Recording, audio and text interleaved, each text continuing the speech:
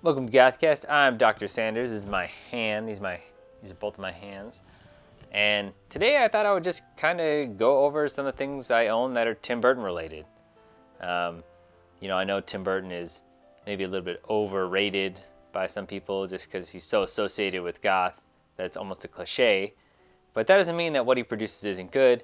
And over the years I have some, stuff I thought people might like looking at. I don't know. I thought this was kind of a interesting video I could make for you guys. I don't have pictured here. Well, I am wearing my Tim Burton jacket. It's a reversible, which you've seen a number of times in my videos. I don't have the Art of Tim Burton here with me, which I reviewed a few years ago. And then under here, you'll see it. It's actually a Tim Burton blanket under here. But let's just look over some of the stuff and just kind of talk about each thing briefly and what I think of it. So there we go. This is another thing that I have a full video dedicated to. It's called Burton on Burton.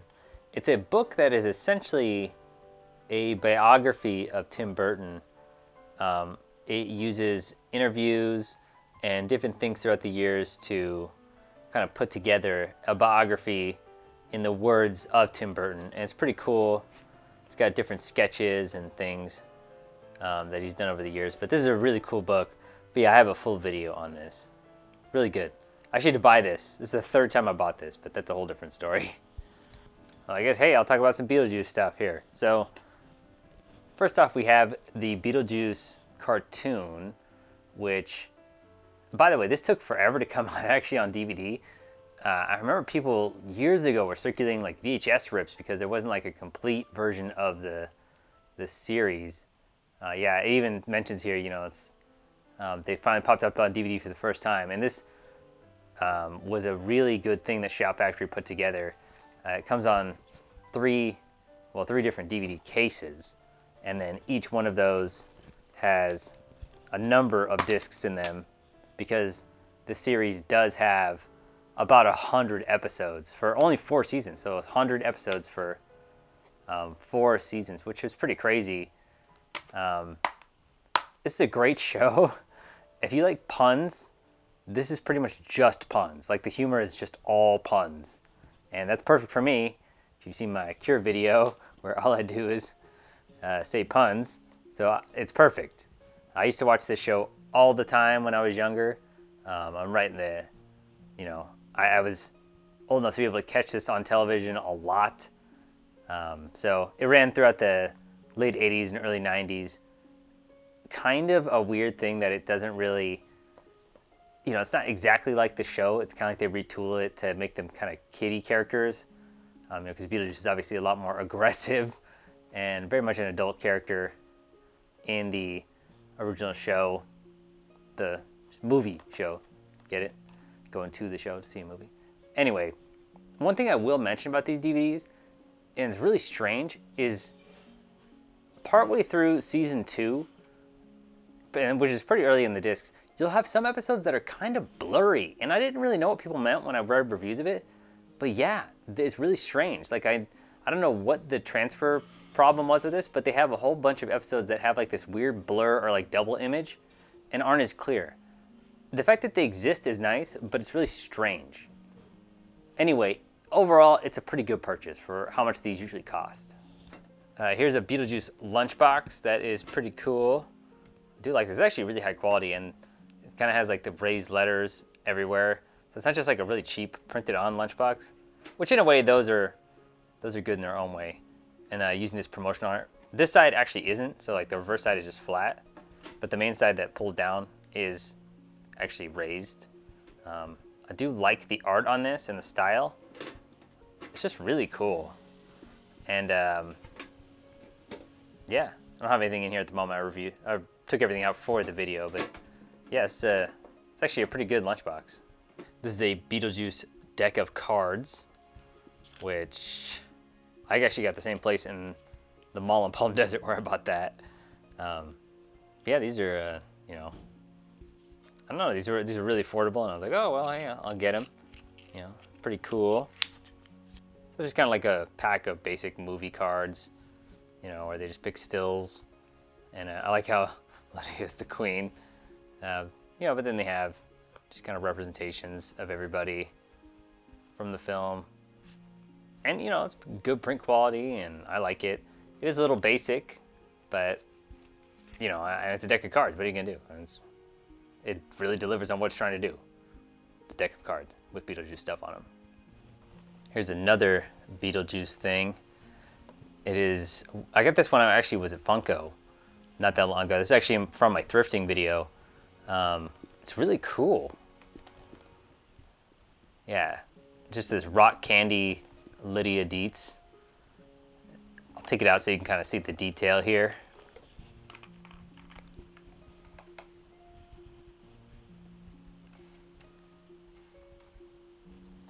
It's funny, as I was just finished watching Stranger Things season 3. By the way, that was really good. I really liked that season. Anyway, I just thought I'd mention it because Winona Ryder is right here. So this is actually a pretty neat figure, all things considered. You know, for Funko, or anything that usually Funko sells, you know, I have complained that usually the detail isn't that great, but these versions, you know, they come out with these different versions of figures and sell and provide different ones where they have more detail, and usually they're a lot more to my taste. And this is basically just a cartoony version of Lydia that isn't the actual cartoon version of Lydia. Does that make sense? Anyway, I'll say one of the things which I'm not so sure about, the paint, you know, they could have varied it a little bit. It's kind of just one solid color of red, which is okay, but I think I would have preferred like a little bit more detail or a little bit more shading in the actual paint here, especially where you can see where the flowers and stuff, it's just red, red, red, red, red. And I think if they just mix it up a little bit or just put a little bit of shading in there, it would have seemed a lot higher quality. But as it stands, this was a pretty affordable figure. And I'm not really that big into figures, but of course if it's Beetlejuice, you know, why not? Oh, here's another thing I thought I would include in this video. This is a painting I did for Beetlejuice. My own little kind of doodle, kind of like a scribbly style that I do. I don't really share my art on this channel ever at all. You know, I kind of like the way this one turned out. The watercolor and everything. I'm not really that good at drawing people and stuff. The border is actually stripes that are cut into strips and then laid out on the background. So I thought I would include this just because it's I mean, it is related to Tim Burton, so why not? Hey, since I decided to do the group of Beetlejuice memorabilia, figure why not do Night Before Christmas, because it's the second largest group I have, and then we can go over like the rest of the stuff. But I thought, since, you know, just kind of do this in a group really quickly for you guys, because there's so much Nightmare Before Christmas stuff that exists out there. I even used to have like a bag that was like a, you know, years ago, that was like a red Nightmare Before Christmas bag. This isn't even close to all the Nightmare Before Christmas stuff I have. A lot of this was still left in California with some of my relatives while I moved. So keep in mind, this isn't everything, but this is just kind of what I could grab that was really close and around and available. This little guy, actually Mac got me this not that long ago, and it's pretty great. She actually got this from the Disneyland parks, and you'll see whenever stuff comes from Disney, like official Disney parks, it's supposed to have this particular kind of tag, and you'll actually see some of the other things here have this, but this was a great little plushie keychain guy that Matt got for me. These two patches are actually from Disney parks as well. It's so funny that I've never actually put these on anything because I've had them for so long. Yeah, you can see these actually have the Disney park stamp on here again, but pretty good patches, but I've never put them on anything. In fact, I've had these so long that I'm pretty sure I got these when I was actually living really close to Disneyland. It's supposed to be Jack's bow tie. And I just have never put them on anything. I never really had a jacket or anything that I put patches on. So one day I'll iron these on somewhere. This is a weird one. This was given to me as a present one year. It's just a Nintendo DS like storage case thing. Like I said, there's so much Night Before Christmas stuff that exists. I don't actually have a DS that would fit in here. I do have a 3DS game in here, the Zelda. It's a pretty good game. I've been stuck on that for a long time. But hey, it's a pretty nice quality. It's actually just like kind of a little good carrying case for something. A lot of times I'll just put my phone in here if I'm taking it somewhere, but other than that, it's not really used by me all that much. This is a Jack Skellington belt buckle that I've had for like 15 years. And I'm pretty sure I've never actually put this on anything. It's like yellowed. Like, I don't know if you can tell, but it's actually darker, like yellow white, because I've had it for so long. Some pins. These little pins. I'm pretty sure these are like from Hot Topic or something. This is another plush from Funko. Pretty sure I got this on the same day I got that Beetlejuice Lydia figure. But this is obviously a recent thing because it's to celebrate 25 years of Nightmare Before Christmas, which obviously it's very recently. It's a pretty good plush, all things considered. I like the look of it. And I almost got the Oogie Boogie one, but I have a really, really good Oogie Boogie plush, back in California. And one day I'll track it down and find it again. But it was really good. But this is a really nice one. This is another thing I thought I would mention. Mac got me this deck of playing cards. And this is a nice little pouch too. I like this little pouch. She knows how much I like stripes. But she got me this deck of Tim Burton playing cards. These are like the art of Tim Burton. Reminds me of the exhibit. But it has the characters from Stain Boy on here. And I always like the watercolor and the way that the characters and the different things from the art of Tim Burton were designed. A lot more watercolor and really cool stuff. So yeah, these were pretty cool deck of cards as well. So it's 2 deck of cards. Guess I'm playing my hand right. Okay, now we're actually getting into the important parts of the Tim Burton collection, as the actual movies themselves. And this is a Blu-ray set called the Tim Burton Collection. You can see what movies it has right there. So it's a pretty good selection, all things considered. Some of the stranger ones, obviously, and they're not actually ordered by year. I think because Batman's so popular, they did Batman first. But Mars Attacks, Pee-wee's Big Adventure, and it's kind of weird the way that they ordered it. It looks like it would be alphabetical. It starts, but then no, it's actually not. So I don't know why they put them in that order. Doesn't seem to go by year or anything like that. So I'm really not sure how they decided to order it. But I actually got this on super discount on Amazon one year. It was like right when it come out, and it was some Memorial Day sale or something where this was like 20 bucks, and it is a really good deal. It comes with, see here, those are the Blu-rays, and this comes with a little book, and it just is a little, I mean, it's not the best printing. I mean, it's kind of cool the way they did the pages. They're kind of like really glossy. And it's kind of like a smaller version of a lot of the other books that have come out, where it tells you a little bit of the facts about the movie and kind of goes over, there's some of the quotes, and it has some of the photos. It's really brief, but I'm glad they included it. I mean, it's a nice little treat for people who don't have all the different stuff, and it gives you a little bit of trivia, and overall it's a neat little inclusion for this. But of course the actual Blu-rays and everything are what you want to see, is why you bought it. So here's how it's presented. You open it like this, right, and kind of goes over some of the special features and different things. And it's kind of funny that I always thought it was funny that it lists special features, right? And then you go to Mars Attacks and it has no special features, but they still list it. So it's like, oh, special features. Look at Batman. Oh, Batman's got a lot of different things there. And then Beetlejuice, oh, it has less and less and less. And then you have nothing for Mars Attacks. So here's the main holder for it, right? Then you flip it open, list of special features, and you flip it open again, and there's the movies. So you get 7 films here, and pretty good start. I mean, it includes a lot of good stuff. His 2 Batman films, Beetlejuice, Corpse Bride, Mars Attacks. It's all really good stuff here. I've never been a fan of this style of disc holder, where you have to take out this disc to essentially remove this one. I don't like it. And plus, the holder for this doesn't feel that strong. It almost feels like you're gonna break the disc, and it's kind of frustrating. And along with that, the fact that these Blu-rays are just, the black label on here. It's like this is just a disc, And then just the black ink, I don't like the look of it. It's hard to kind of tell which film is which from a really quick glance. So in that way, I think this collection kind of fails. But the fact that you get so many good movies at, it was a pretty good price on Blu-ray with the special features you would get if you just ordered them separately. Like, that's a pretty good deal. But like I said, when I bought this, it was like $20. So it was a really, really good deal.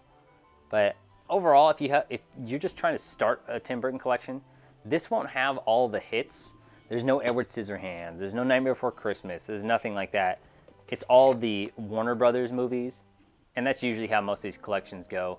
A film company will distribute everything that they have in a collection. It's kind of like James Bond. You know, James Bond only ever releases it from each company. So that's kind of one of the things you got to remember, is that this is going to be Tim Burton's Warner Brother films, and not necessarily all the great things that you might love, but it's a great start and includes a lot of the movies you're probably going to be looking for anyway. Alright, now I'm going to run through some of the home video releases of Tim Burton's films and kind of tell you what I think of the quality of the releases over the years, because some of these have great releases, some of these maybe not so great. First off, Edward Scissorhands. This has had like 300 different DVD revisions, and this actually is my favorite box art for it. A lot of people know the more recent one just because it's sold more in, you know, like Walmart and everything. But I actually like this older version of the box art a little bit better. It has a much more like 90s feel. Remember these things where it would tell you the chapters and different things? It has like the little book in here for that. I really like it. It kind of gives you a little blurb about Tim Burton. And keep in mind, this DVD was before like everyone had access to the internet and stuff. So you would buy these DVDs, and these kind of things would be awesome because you could look up to see, oh, if there's a movie you missed, or sometimes there would be a thing coming out. You're like, oh, that came out on DVD, so you can go look for it or request it somewhere. And they would tell you all the chapters. And a lot of times the chapters would just ruin the movie for you if you hadn't seen it, which is kind of ridiculous a lot of time. But this one actually is pretty okay. I mean, yeah, Edward on TV. Yeah, okay, we know Edward's going to be on TV now. But it's kind of funny how this doesn't have necessarily the best quality image. This is actually kind of blurry. Like, this image is actually kind of blurry. Kind of like an after image. But this is overall a pretty good DVD. I wish that there were more special features for Edward Scissorhands. The commentary on here, I'll be honest, not good. I do not like the commentary for Edward Scissorhands. It's basically just Tim Burton watching the movie, and then every 5 minutes him going, oh yeah, okay, that was kind of funny. Oh yeah, huh? He barely interacts with the audience, and the only things that are on here, like the making of and stuff, is just, you know, old things. It's just old, like features for like a television TV spot. So not the greatest DVD in terms of special features. And most of the DVDs today are just kind of very similar to this one. I'm kind of waiting for them to come out like a definitive great one. But any version is going to be awesome anyway because of what it already provides. Hey, Nightmare Before Christmas. This is a great movie, great Blu-ray. Of course, this is not directed by Tim Burton. This is obviously directed by Henry Selick, but it's called Tim Burton's Nightmare Before Christmas because he came up with the idea. Although most people give a lot of the credit to Henry Selick, and it's a great film. I mean, I reviewed this years ago, and I should re-review it actually. But this is an amazing, amazing, amazing home video release. Look at all the special features. Look at that. Look how many special features there are right there. That is amazing. You get the original Frankenweenie, the 1980s Frankenweenie, you know, before they remade it. You get Tim Burton talking about it. You get the making of this is just amazing. Like, seriously, one of the best making of ever. You get Christopher Lee. There's like a short where Christopher Lee reads the storybook. It's just awesome. And then they also include the DVD version in here as well, which is helpful. You also get the Vincent short, which, what the heck, that's amazing. So just in this, and in most versions of Nightmare Before Christmas, they're going to include Frankenweenie and the Vincent short. And also, if you take off the sleeve, you get this really cool, just awesome. They kind of went the extra mile with a lot of this, and I really enjoy it. I think that was, I flipped the case because I got sick of this, the original, because it's just the same as slipcase. So So I flipped it like that because I like the look of that better. Like that looks awesome. But you get the Blu-ray and the DVD, and the quality on this is amazing. I can't recommend this one enough. Of course, it's a film that is beloved and makes a lot of money, so they're gonna make it a good Blu-ray for it. There's also like a million different revisions of this home video release, so kind of just check the back to make sure it has all the same special features that you're looking for. Got Ed Wood right here, which is a really cool one. Look, it's like shiny. Ooh, like I know my light is bouncing off it anyway, but this actually is like kind of foil and it bounces off of light and everything. Pretty good DVD. This is one of the earlier versions of this film on DVD, and it still goes over everything really well. You know, I'm always bummed that none of these ever include the Ed Wood films, which you know, don't get me wrong, I get it that, you know, they can always sell the movies as their own DVDs, but I kind of wish that they would have like the actual movie that they were releasing. I don't think it would be that expensive to maybe bundle a disc with, hey, here's the films they were making with the movies. But yeah, there's usually a lot of rights issues. But the behind the scenes and all the different stuff and the making of and talking about Ed Wood and everything, it's really good. And this is actually probably one of the more underrated Tim Burton films, probably because it's a black and white movie that came out in 1994. And so many other movies he did were so much more popular, especially with Johnny Depp. But this is a great one, and this particular release of it, I really like. I'm actually not that familiar with the other versions of Ed Wood on home video because I have this version and this kind of does it for me.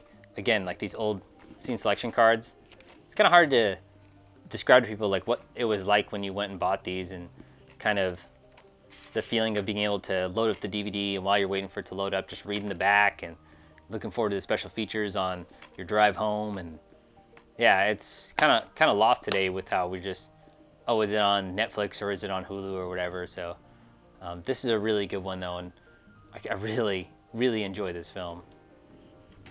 A few years later, and we got Sleepy Hollow, Tim Burton's Ode to Hammer. This is a great movie. I mean, I guess you heard me say that every single time. This is a great movie. Hey, it's a great movie. Hey, let me guess, the next movie is gonna be pretty good.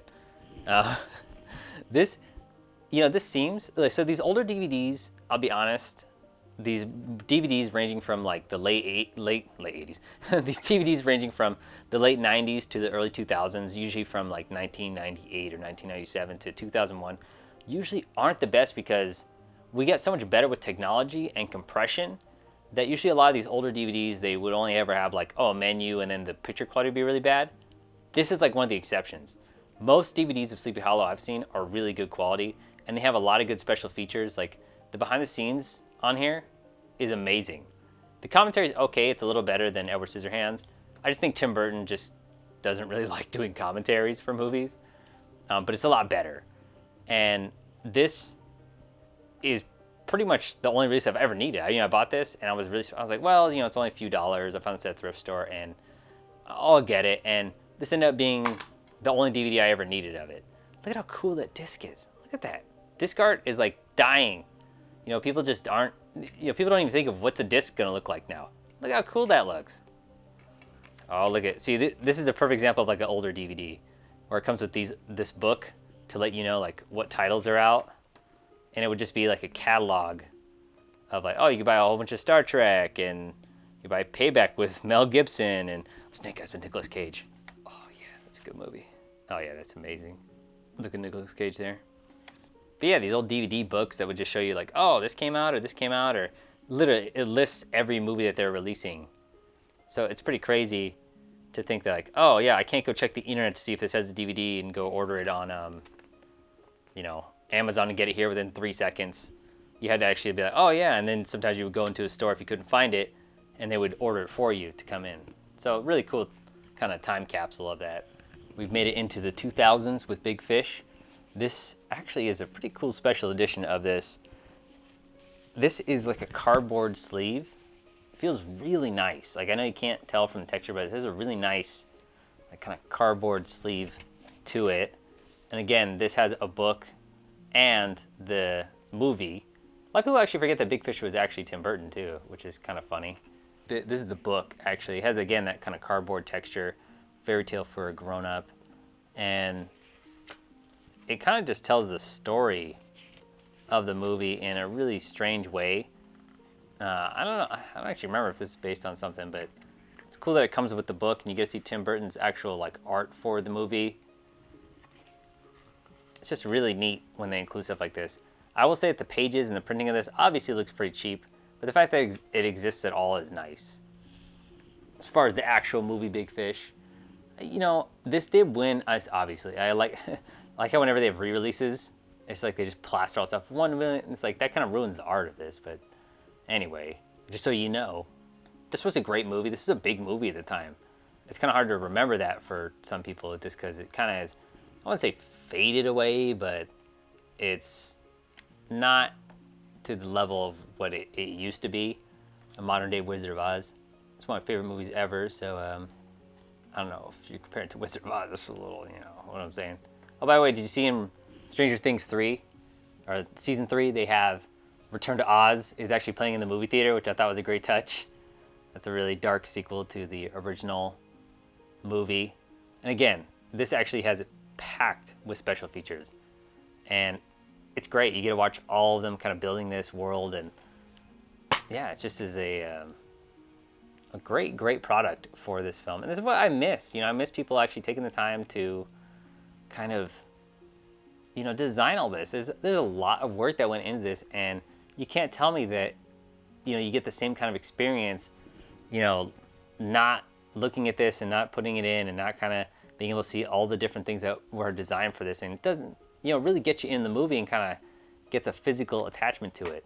But that's probably just me. I mean, I like physical media, and I like it when it's done really well. You know, not just cheap, oh, here's a disc printed.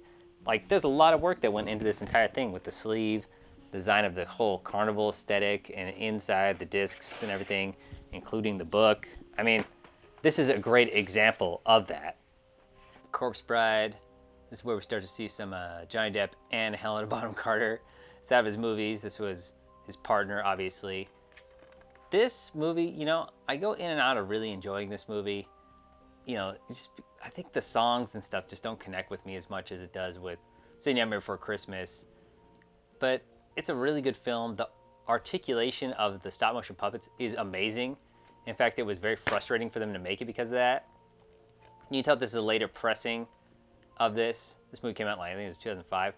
But whenever it has like these recycled, you know, these recyclable ones, you can always tell it's like a cheaper budget re-release of the movie. Well, now it's like pretty much all the cases look like this because people are kind of phasing out these DVDs, you know, just in general. But this DVD actually has a lot of really good special features, and it's another one that I highly recommend almost just for the special features. You get to see them doing all stop motion, setting it up, doing all the voices and seeing the behind the scenes. That's hilarious. I never understand why these DVDs will have a music only track. Like, I get it, like Danny Elfman's music's really good, but it kind of, there's no real point, because if there's, you know, dialogue in the scene, you could put it on, it will just play the music of the scene. I guess some people might like that, but for me, I've never actually watched the whole movie with just the music track. Maybe if you just want to put it on in the background or something. I'm scared. People still want like a live action version of this. Sweeney Todd. Hey, noticing a pattern of Johnny Depp and Tim Burton? Wonder if they'll make some movies together. Anyway, this also sounds about Bonham Carter. I forgot about that. This is a great film. It took me a long time to actually see this movie. You know, I think I might have seen it in theaters when it came out, but I really didn't give it a second thought. I didn't really like it as much first time. Look at all the delicious special features. Look at that. Now that is what you call a home video release. Plus the art is so cool on this. I could have sworn I had a different version of this that had like I think the DVD version actually has a way cooler like box art and everything, because it has like the cardboard around it. And I do have that version, but I brought the Blu-ray with me to Washington. So again, the newer releases will usually have like the budgeted down versions of this. Look at that. That's terrible. So if you're looking for the aesthetic of it, I recommend the original DVD release, but the quality of this is, it's a really good Blu-ray. So yeah, great one. Is anybody else hungry after looking at the Sweeney Todd?